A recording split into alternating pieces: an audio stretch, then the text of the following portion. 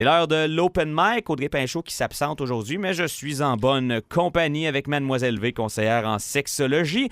Madame Sexologie, bonjour. Bonjour. Comment ça va? Ça va bien, toi? Très bien. Puis c'est un sujet aujourd'hui que je trouve super intéressant. Puis je vais trouver ça d'autant plus intéressant si on a de la participation au 88 971 1021 par texto. Puis je pense que c'est un sujet polarisant, que tout le monde va avoir son avis là-dessus assez tranché. Yes. Absolument. Dans le fond, les téléphones cellulaires en couple, on check-tu ça, on check-tu pas ça? T'as-tu le code à l'autre, t'as-tu pas le code à l'autre? Dans quelles circonstances tu peux checker ou pas checker? Il y a tellement d'affaires à jaser autour de ça. Oui, puis les experts se sont penchés parce que, tu sais, c'est bien beau savoir, moi, je devrais-tu le faire ou j'aime ça ou je suis à l'aise avec ça, de partager mon code. Mais les experts se sont prononcés sur comment, justement, gérer, justement, cette demande-là. Et on va regarder les raisons, surtout, pour lesquelles on voudrait avoir le code de l'autre. Est-ce qu'on les accepte ou pas? Puis à quel point est-ce que c'est sain pour un couple? Toi, mon cher Maxime, serais-tu à l'aise avec ça? Partager le code, tu le ferais-tu d'emblée ou si t'attendrais qu'elle le demande? Puis tu réagirais comment à ça? Je pense que je suis pas à l'aise avec ça. OK. Oui, puis c'est même pas une question de cacher des affaires. C'est juste des fois, tu as des conversations privées de job ou avec des amis. Je pense que dans une relation où il y a une confiance, tu n'as pas besoin de ça. Effectivement. Il faut penser qu'aujourd'hui, il y a tout sur notre téléphone aussi. Là. Oui. Genre de la chose que tu as googlé la semaine passée alors que tu avais peut-être une petite insécurité, genre, suis-je encore amoureuse? Puis là, après ça, ton chum ouvre ça, puis là, il se pose des questions. Fait qu'il faut faire attention. Tu sais, je pense que ce qui est important, c'est de comprendre le besoin derrière la demande en tant que telle. Ça peut être une simple curiosité. Ça peut être une insécurité. Ça peut être une peur de trahir ou d'être trahi, mais des fois aussi, ça peut être un besoin de contrôle déguisé en honnêteté. Ouais. Moi, c'est drôle parce que tu as mentionné peur de trahir ou d'être trahi. La peur de trahir, tu sais, moi, je me connais, je veux pas avoir ton code parce que ça va trop me tenter d'aller voir des affaires. Je suis un curieux. Puis fait que si j'ai ton code, je le veux pas. Je le veux pas, je n'ai pas besoin. Ben, tu vois, c'est une bonne façon de le voir. Au moins, tu te protèges déjà en partant. Exact. Tu protèges ton couple. Fait que donner accès ou non, dites-nous donc, vous, les téléspectateurs, téléspectateurs. Pas à TV. Les auditeurs, vous pensez de quoi de ça? Est-ce que c'est quelque chose que vous feriez? Est-ce que c'est quelque chose que vous avez déjà fait par le passé? 88 971 1021 par texto. Oui, puis les spécialistes, ils disent, ça dépend. C'est bon, ça? Oui, ça dépend. Ça dépend. Puis encore là, c'est pas selon la raison qu'on pense. Hein? Donner accès à son cellulaire, c'est pas automatiquement un signe de confiance, on s'entend. Puis refuser, ça veut pas dire qu'on cache quelque chose.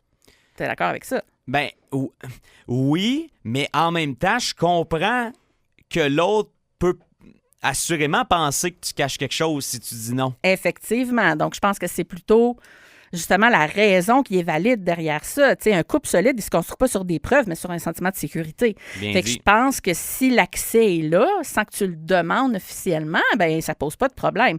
Bon, dans le fond, on peut accepter quand c'est j'imagine, un geste de confort mutuel. Hein? Quand pour les deux, c'est une sécurité. J'ai rien à cacher tranquille, finalement. Mais je pense que là où il faut commencer à se poser des questions, savoir si c'est ça, c'est quand c'est exigé.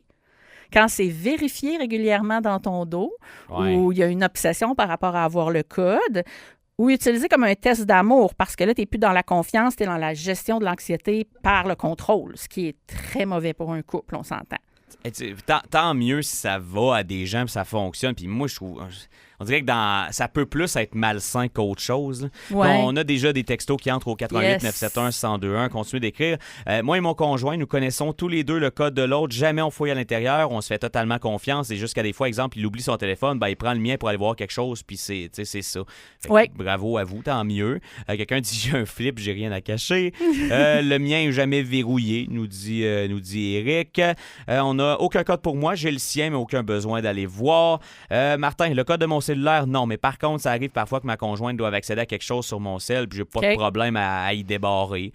Sam qui dit, moi et ma conjointe, on a littéralement le même code, ça fait 11 ans. Fait que du même coup, tu connais le code à l'autre. Fait que tu vois, c'est pas exigé, c'est pas demandé, ça vient comme naturellement, de ce que je comprends. Fait que dans ce cas-là, c'est comme sain. Fait que j'ai identifié 3 critères pour savoir si la demande est raisonnable. Mettons que vous avez une demande de votre conjointe ou conjoint répétitif par rapport à ça.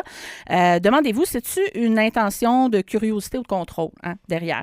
Est-ce que je suis anxieux? Est-ce que j'ai besoin d'être rassuré? Ça peut être humain. Des fois, on peut permettre une certaine voyance par rapport à notre téléphone. Si tu n'as rien à cacher, prouve-le. Ça, c'est de la manipulation. C'est pas une bonne chose, on s'entend. Ensuite, on va identifier la fréquence. Est-ce que c'est exceptionnel ou c'est constant? Elle te demande ça ou il demande ça tous les jours, après un événement, peu importe, une chicane, whatever, ou est-ce que c'est ponctuel de temps en temps, exceptionnel? Alors, ponctuel serait correct, alors que la répétitif serait, c'est un sentiment de contrôle, c'est pas évident. Sinon, la réaction du refus, comment elle apprend la personne quand je dis non? Elle respecte-tu ça ou s'il y a de la pression supplémentaire? Ça, c'est différent parce que le respect, c'est sain, l'insistance, la culpabilisation, ça, c'est un gros red flag, vous le savez. Fait que le vrai test, c'est pas l'accès au téléphone, c'est la réaction quand tu dis non, selon moi. Hein? Fait que si la personne te dit non, puis tu lui dis non, puis elle choque, là, je pense qu'il y a des maudites grosses questions à se poser. Si on regarde un petit peu les statistiques pour backer nos amis auditeurs qui nous envoient des belles réponses, 45% des couples se disputent à cause du code de téléphone. Quand même, hein? 45, c'est beaucoup, hein? Mais je suis pas surpris tant que ça.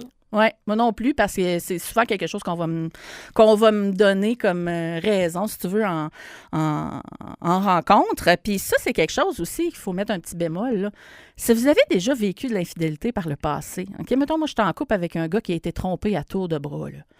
Ça se peut que ils veulent regarder mon téléphone pour se rassurer. Puis se peut que des fois, je doive donner accès pour le rassurer, mais ça devrait être pour un temps seulement, par exemple. Parce qu'à un moment donné, la confiance, à force de voir qu'il ne se passe rien, ça se rebâtit. Fait que c'est temporaire. Sinon, au niveau des statistiques, j'y reviens, 40% ont l'impression que leur partenaire accorde plus d'attention à leur cellulaire qu'à eux. C'est triste, ça, quand même. Je sors du code, là, mais c'est quand même ça aussi, c'est très, très, très fréquent. Surtout le soir, là, quand chacun couche de son bord avec son cellulaire, chacun de son sens, là.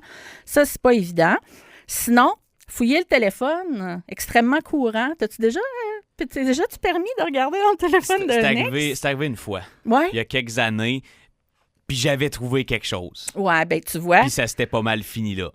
Fait que d'un côté, tu sais, t'avais comme l'ange puis le démon sur mes épaules de je peux. Puis je l'ai fait, puis j'étais pas fier de le faire, mais de l'autre côté, tu te dis j'ai trouvé ce que je cherchais. Ça a confirmé. T'avais un bon feeling. Je l'aurais vraiment pas fait si j'avais pas eu un solide feeling, là. Puis même malgré ça, puis malgré le fait que j'aille trouvé quelque chose qui a confirmé que je suis quand même pas fier de l'avoir fait. Oui, je comprends. Mais Colin... Ben Colin, tu après ça, des raisons. Puis même quand je l'ai confronté avec ça, sans y dire au départ que j'avais... Elle continuait de démentir, puis de démentir, puis de démentir. Puis là, à un moment donné, elle a allumé. T'as checké mon téléphone? Je suis comme, ben oui. Puis là, elle parlait à d'autres gars, genre? Ou de sa ben, c'était une histoire avec un autre gars. Oh. Ouais. Fait que...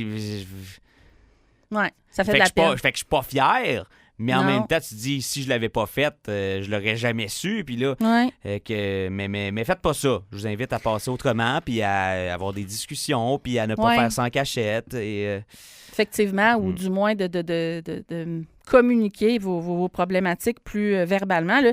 Mais sinon, tu es en plein dedans. Le fouiller fonctionne, hein, parce que ça entretient le comportement. Là, mais une personne sur 3 qui fouille trouve quelque chose qui confirme ses soupçons. Une personne sur 3, c'est quand même beaucoup. Et 73% ne regrettent pas l'avoir fait.